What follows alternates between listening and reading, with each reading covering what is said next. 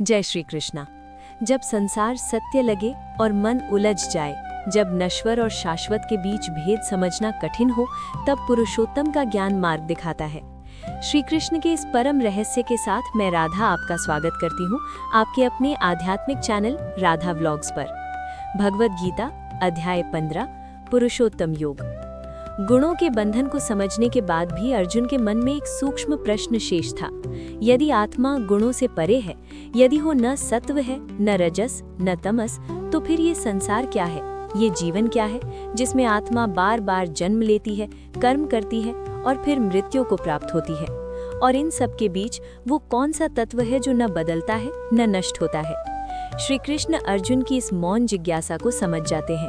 अब वे उसे उस सत्य तक ले जाने वाले हैं जहां आत्मा, संसार और परमात्मा तीनों का रहस्य एक साथ खुलता है। यही पुरुषोत्तम योग है। श्री कृष्ण कहते हैं कि ये संसार एक उल्टे अश्वत्थ वृक्ष के समान है। इसकी जड़ें ऊपर हैं और शाखाएं नीचे फैली हुई हैं। इसके पत्ते वेद हैं जो इसके पोषण का कार्य करते हैं। इसकी शाखाएं तीनों गुणों द्वारा पुष्ट होकर विषयों की ओर फैलती जाती हैं। ये वृक्ष देखने में अत्यंत विशाल और वास्तविक प्रतीत होता है। इसकी छाया में मनुष्य सुख खोजता है, आश्रय ढूंढता है। लेकिन ये वृक्ष नित्य नहीं है। इसका आरंभ और अंत है। इसका स्वरूप बदलता रहता है। मनुष्य इस वृक्ष को ही सत्य मान बैठता है। वो इसकी शाखाओं में उलझ जाता है, धन, संबंध, प्रतिष्ठा, भोग और उपलब्धियों में। वो भूल जाता है कि इसकी जड़ ऊपर है, उस परम सत्ता में जिससे ये संसार प्रकट हुआ है। श्री कृष्ण कहते हैं कि इस संसार वृक्ष को वैराग्य के दृढ़ शस्त्र से काटना आवश्यक है। इसका अर्थ संसार का त्याग नहीं है, बल्कि उससे आसक्ति का त्याग है। जब तक मनुष्य इस वृक्ष को सत्य मानता रहेगा, तब तक वो मुक्त नहीं हो सकता। जो व्यक्ति इस वृक्ष के स्वरूप को जान लेता है, वो उस परम पद की खोज करता है जहाँ जाकर फिर लौटना नहीं होता। वही पद शाश्वत है, अविनाशी है। इसके बाद श्री कृष्ण आत्मा की गति का रहस्य समझाते हैं। वे कहते हैं कि जैसे वायु फूलों की सुगंध को एक स्थान से दूसरे स्थान तक ले जाती है, वैसे ही जीवात्मा मन और इंद्रियों को लेकर एक शरीर से दूसरे शरीर में प्रवेश करती है। जब आत्मा किसी देह को छोड़ती है, तो वो अपने साथ मन, बुद्धि और संस्कारों को ले जाती है और नए शरीर में प्रवेश करते ही वही संस्कार फिर सक्रिय हो जाते हैं। यही कारण है कि मनुष्य बिना जाने कुछ प्रवृत्तियों की ओर आकर्षित होता है। ये आत्मा सुनती है, देखती है, स्पर्श करती है, अनुभव करती है, लेकिन ये सब इंद्रियों के माध्यम से होता है। आत्मा स्वयं इंद्रिय नहीं है, वो तो केवल चेतना है। जो व्यक्ति ज्ञान की आंखों से देखता है, वही इस सत्य को पहचान पाता है। अज्ञानी व्यक्ति आत्मा को शरीर से अलग नहीं देख पाता, वो देह को ही स्वयं मान लेता है। श्री कृष्ण कहते हैं कि मैं ही सूर्य का प्रकाश हूँ, जिससे ये संपूर्ण जगत प्रकाशित होता है। मैं ही चंद्रमा की शीतलता हूँ, जो मन को शांति देती है। मैं ही अग्नि की वो शक्ति हूँ जो अन्न को पचाकर जीवन में परिवर्तित करती है। मैं ही पृथ्वी में स्थित वो शक्ति हूँ जिससे प्राणी जीवित रहते हैं। मैं ही सबके हृदय में स्थित हूँ। मुझसे ही स्मृति उत्पन्न होती है, मुझसे ही ज्ञान आता है और मुझसे ही विस्मृति भी होती है।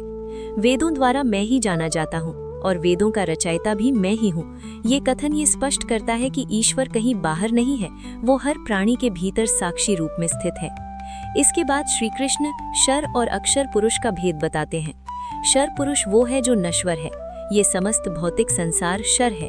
इसमें जो कुछ भी दिखाई देता है वो परिवर्तनशील है। अक्षर पुरुष वो है जो अविनाशी है। ये आत्मा है जो न जन्म लेती है न मरती है। शरीर नष्ट होता है लेकिन आत्मा बनी रहती है। लेकिन इन दोनों से परे एक और तत्व है, पुरुषोत्तम। पुरुषोत्तम वो है जो शर और अक्षर दोनों का आधार है। वही इस संसार को धारण करता है और वही आत्माओं को चेतना प्रदान करता है। श्री कृष्ण कहते हैं कि मैं ही वो पुरुषोत्तम हूँ। जो मुझे इस रूप में जान लेता है, वही वास्तव में सब कुछ जान लेता है। उसके लिए फिर कुछ भी जानना शेष नहीं रहता। ये ज्ञान केवल बौद्धिक नहीं है, ये अनुभव का ज्ञान है। ऐसा अनुभव जिसमें द्वैत समाप्त हो जाता है। ज्ञाता, ज्ञान और ज्ञेय तीनों एक हो जाते हैं। अर्जुन अब ये समझने लगता है कि ईश्वर कोई दूर बैठा सत्ता नहीं है। वो जीवन के हर क्षण में उपस्थित है, सांस में, प्रकाश में, भोजन में, स्मृति में। अध्याय 15 का ये पहला भाग हमें ये सिखाता है कि संसार को समझो, लेकिन उसे अंतिम सत्य मत मानो। नश्वर को पहचानो, लेकिन उसमें बंधो मत। और उस पुरुषोत्तम को खोजो जो सबका आधार है और स्वयं किसी पर आधारित नहीं है। ये समझ ही मुक्ति की दिशा में पहला कदम है। अर्जुन के भीतर अब एक गहरी शांति उतरने लगी थी। संसार, आत्मा और परमात्मा का जो धुंधला चित्र अब तक उसके मन में था, वो धीरे धीरे स्पष्ट होने लगा था। वो समझने लगा था कि उसका भ्रम किसी बाहरी शत्रु से नहीं, बल्कि अपनी ही दृष्टि से उत्पन्न हुआ था। श्री कृष्ण आगे कहते हैं कि ये संसार ना तो पूर्ण रूप से असत्य है और ना ही पूर्ण रूप से सत्य।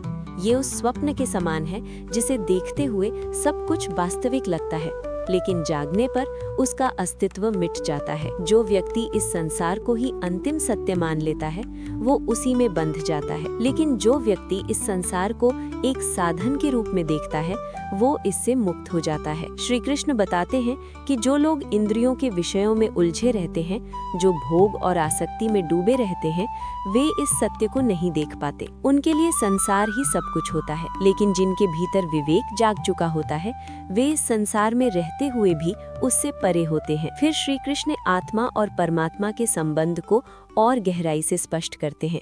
वे कहते हैं कि जीवात्मा और परमात्मा अलग नहीं है। जीवात्मा उसी परम चेतना का अंश है, जैसे सूर्य की किरण सूर्य से अलग नहीं होती। अज्ञान के कारण आत्मा स्वयं को सीमित मान लेती है। वो अपने आप को देह, मन और इंद्रियों तक सीमित समझ बैठती है। यही अज्ञान उसका बंधन बन जाता है। ज्ञान का अर्थ ये नहीं है कि आत्मा कुछ नया बन जाती है। ज्ञान का अर्थ है आत्मा अपने वास्तविक स्वरूप को पहचान लेती है। श्री कृष्ण कहते हैं कि ये ज्ञान सभी को समान रूप से उपलब्ध है, कोई भी इससे वंचित नहीं है। लेकिन इसे पाने के लिए मनुष्य को अपने भीतर की दृष्टि बदलनी होती है। जो व्यक्ति अहंकार से मुक्त हो जाता है, जो ममता और आसक्ति का त्याग कर देता है, वही इस ज्ञान को धारण कर पाता है। श्री कृष्ण बताते हैं कि पुरुषोत्तम को जानने का अर्थ केवल दर्शन करना नहीं है, इसका अर्थ है जीवन में उस सत्य को जीना। जब मनुष्य हर कर्म में ईश्वर को देखता है, हर प्राणी में उसी चेतना को पहचानता है, तब उसका जीवन स्वयं योग बन जाता है। ऐसा व्यक्ति ना तो कर्म से भागता है और ना ही कर्म में डूबता है। वो कर्म करता है, लेकिन स्वयं को कर्ता नहीं मानता। वो जानता है कि कर्म प्रकृति कर रही है और वो केवल साक्षी है। फिर श्री कृष्ण कहते हैं कि पुरुषोत्तम वो है जो शर और अक्षर दोनों से परे है, लेकिन दोनों में व्याप्त भी है। वही संसार का आधार है और वही आत्मा का भी। जो व्यक्ति इस सत्य को जान लेता है, वो ना भयभीत होता है, ना शोक करता है। उसके लिए मृत्यु भी भय का कारण नहीं बनती, क्योंकि वो जान चुका होता है कि जो नष्ट होता है वो केवल देह है। श्री कृष्ण कहते हैं कि ये ज्ञान अत्यंत गोपनीय है। इसे केवल वही समझ सकता है जिसके भीतर श्रद्धा और विनम्रता हो। अहंकारी व्यक्ति इस सत्य को सुनकर भी नहीं समझ पाता। अंत में श्री कृष्ण अर्जुन से कहते हैं कि मैंने तुम्हें ये परम रहस्य कह दिया है। जो इसे समझ लेता है वही वास्तव में बुद्धिमान है, वही अपने जीवन को पूर्ण कर लेता है। अर्जुन अब शांत है। उसके भीतर जो युद्ध था वो समाप्त हो चुका है। बाहर का युद्ध अभी शेष है, लेकिन भीतर की लड़ाई समाप्त हो चुकी है। वो समझ चुका है कि जीवन का उद्देश्य केवल विजय या पराजय नहीं है। जीवन का उद्देश्य है सत्य की पहचान। अध्याय 15 हमें ये सिखाता है कि संसार में रहते हुए भी संसार से बंधना आवश्यक नहीं। आत्मा ना तो शर है, ना ही केवल अक्षर। वो उस पुरुषोत्तम की शरण में है जो सबका आधार है। जब मनुष्य इस सत्य को जान लेता है तो फिर जीवन बोझ नहीं रह जाता, वो यात्रा बन जाता है। और यही पुरुषोत्तम योग का पूर्ण संदेश है। राधे राधे।